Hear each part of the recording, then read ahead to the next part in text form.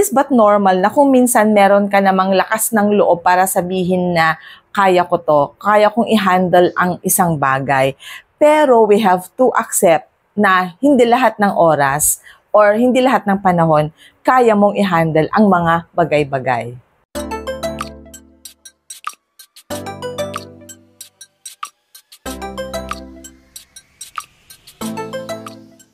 So, hi everyone, Crisel Morales here. Welcome back sa ating YouTube channel. I am so happy and grateful na meron tayong content for today. At ang pag-uusapan natin ay ang isang comment ng isa nating subscriber na hindi siya sa YouTube nag-comment, kundi sa Facebook. I want this to be tackled with you kasi alam ko na makakapulot kayo ng really and in-depth knowledge about, alam mo yon, yung confidence and courage na kung minsan, hindi lahat ng oras kaya nating i-handle ang mga bagay-bagay based on the confidence and the courage that we have. Lalong-lalo na kung ang pag-uusapan natin ay credit card. Okay, so first of all, nandito lang po ako sa aming connection ng dining area at ng living area namin because we are living in an apartment and there's a reason why you can see my daughter there and then we have our puppy or our dog there pero ewan ko kung nasa na siya, tumakbo na siya at lumabas. Okay, so let me just do my thing and I hope you get to enjoy this content for today. Okay, so I read one comment, no? Galing ito sa ating Facebook Messenger at hindi siya sa YouTube channel nag-comment. And okay lang din naman para hindi masyadong ma-obvious, lalong-lalo na kapag naka-display ang full name mo or identity mo sa YouTube. And pag nag-comment ka kasi doon, public, no? So, sa Facebook Messenger, you can keep it privately. At ang sabi ng isa nating subscriber, sabi niya, hindi ko kailangan ng credit card na no annual fee. Kasi kayang-kaya kong bayaran yung mga annual fees ng mga credit card na gusto ko. At bakit ko ide-deprive yung sarili ko from the privileges and the benefits that these credit cards with annual fees give, lalo-lalo na kapag gustong-gusto ko yung credit card. O yun na-memorize ko talaga yung kanyang comment. Pero sige, siguraduhin natin, no? Ngayon na nga yung comment na sinabi niya. And it's true, yun talaga yung sinabi niya. Talagang minemorize ko para, clear sa inyo at tayo ay magka-comment sa comment na yan or sa message na yan na pinarating sa atin ng isa nating subscriber. First of all, choice naman natin if we get a credit card that has no annual fee or a credit card that has an annual fee. So, decision natin yan. And kailangan, we have to see to it na kaya nating i-handle, kaya nating bayaran yung annual fee. And once that we know we are stable in our finances, and we know that we can manage properly, rightly, yung ating mga credit cards with annual fee, why not? Pero if we know and we acknowledge sa sarili natin na tayo ay newbie, it is our first time to have a credit card, so kailangan no annual fee ang kukunin ko, so still it is your choice. So today, pag-uusapan natin yan, which is which. Okay, ito katotohanan to. Most of the time, we are being allured or tempted by the credit limit na ino-offer ni bangko. Sometimes matataas na credit limit and because of that, na-attract tayo and because of that, we go for the credit card that has a high credit limit. Pero sa pagdedesisyon, sa pag-a-apply ng credit card, kailangan pag-aralan ang mga bagay-bagay. This is one thing that is very serious. Kasi kapag napabayaan mo ang credit card mo at hindi mo na nababayaran ang mga credit card bills mo, it will result to something that is more serious than you ever think. Kaya importante na if we decide to have a credit card, hindi lamang po ang tinitignan ay ang taas ng credit limit na ibibigay ng Metrobank. Ay, ang taas naman ng credit limit na ibibigay ni East to West o kaya ni BDO. Hindi tayo nagbe-base doon sa laki ng credit limit na i-offer ni bangko sa atin. Unang-una, primarily, initially, titignan natin, can we handle it? yung credit limit na mataas kapag we spent all our credit limits, kaya ba nating bayaran in a month? So how about yung annual fee? 2,500 pesos, 3,000, kaya ba natin yung bayaran annually?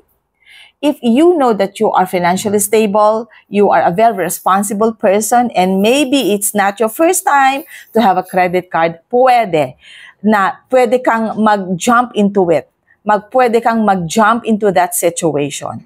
Pero kapag newbie ka, it is your first time to have a credit card, slowly but surely, no? So, dun muna tayo sa first step. Mas magandang kumuha tayo ng credit card na walang annual fee or credit card na mas mababa lamang yung annual fee kesa dun sa mga mid-range credit cards, yung may sinasabi. Pero pag-aralan naman natin, ano ba kasi ang advantage or mga benefits ng mga credit cards na may mahal na annual fee? Most of the time, yung mga credit cards na mahal ang annual fees, yun yung mga credit cards na ang daming benefits and opportunities at mas marami or mas malaki ang points and rewards na binibigay. But it compensates, no? Nagbabayad ka ng annual fee na medyo mahal, pero binibigyan ka naman ni bangko ng double benefits or rewards and points na mas malaki. So something is being paid to you in return. Doon sa pagbayad mo ng mataas na annual fee. Whereas, doon naman sa mga credit cards na walang annual fee, most of the time, sila yung walang points and rewards. But, ang compensation mo naman doon is at least wala kang binabayarang annual fee. So, kumbaga, less hassle sa mga newbie at hindi nakakakaba sa mga first time magkaroon ng credit card because you know that you do not have any obligation to pay the bank kapag wala kang nagamit na credit limit.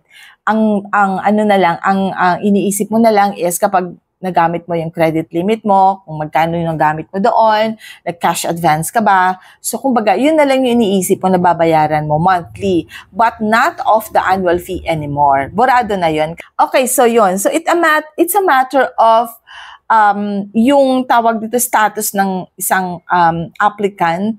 Ikaw ba dati na may credit card that you wanna dive into another credit card and you have proven yourself na kaya mong i-handle ang isang credit card at kaya mo parang i-handle ang another credit card, then go for it.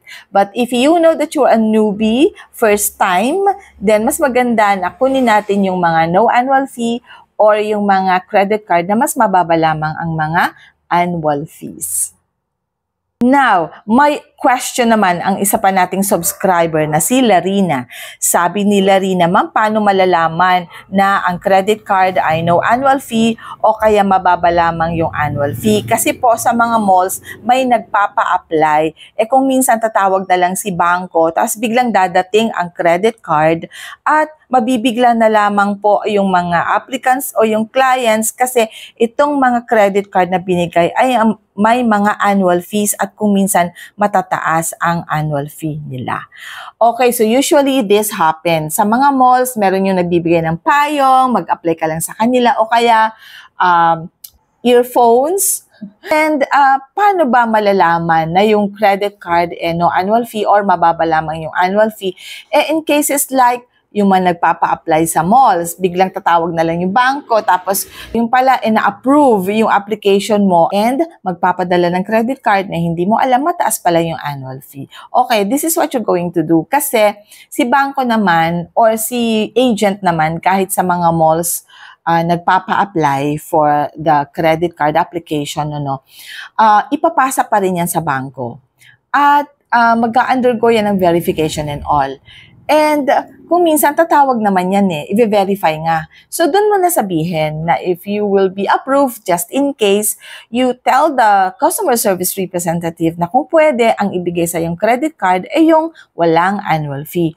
Or kung meron man, pwede bang yung mababa lang. Set mo naman yung annual fee na gusto mo, 1,000 pesos, 1,500, o kaya para mas mabuti, no annual fee na lang, lalo na kapag first time mo. So, yun ang strategy. Hintayin mong tumawag si bangko sa'yo and then sabihin mo, kung ano yung credit card na gusto mo. And just in case na nagpadala si bangko ng credit card at hindi naman yung request mo ang binigay sa'yo, you have the right, no? To go to the bank and then sabihin mo na isusoli ko na yung credit card or I would like to make a complaint. Complaint talaga. Kasi nga, yung request ko na credit card, hindi naman yun yung binigay. Or if you think you can handle the annual fee, halimbawa si BDO kasi 1,500 yung kanilang Visa Classic and installment, yung pambayad ng annual fee ni BDO. Mas magaan. So kung ganun ang arrangement, okay lang din naman. Pero kapag one-time payment talaga yung annual fee ng isang bangko, talagang mararamdaman mo. Lalo na kapag nataon na clean season, yung walang masyadong income, mahina ang negosyo.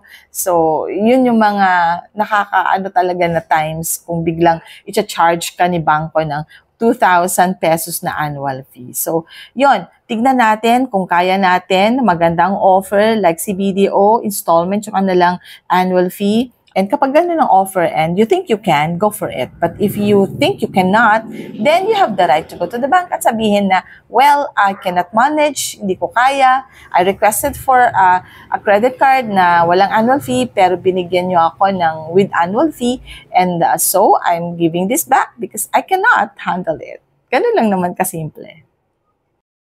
Okay, so hindi natin pahahabain ito kasi I want it brief and concise and mas maganda kapag medyo nabibitin kayo, kahit konting idea lang yung nag-grasp ninyo, ang importante may nakuha kayong idea that you can use doon sa mga journey ninyo sa credit card. So that is all for today. Maraming salamat and once again, I'd like to express my warmest and heartfelt gratitude to all of you, those who subscribe lately, those who continue to watch our videos. Maraming salamat from the bottom of my heart. And doon po sa mga hindi pa nag-subscribe, please subscribe to our YouTube channel. Meron tayong notification bell down there that you can tap so that you can always be notified sa mga bago nating videos. Once again, thank you so much. And always remember that life is beautiful because God is so good. Bye everyone!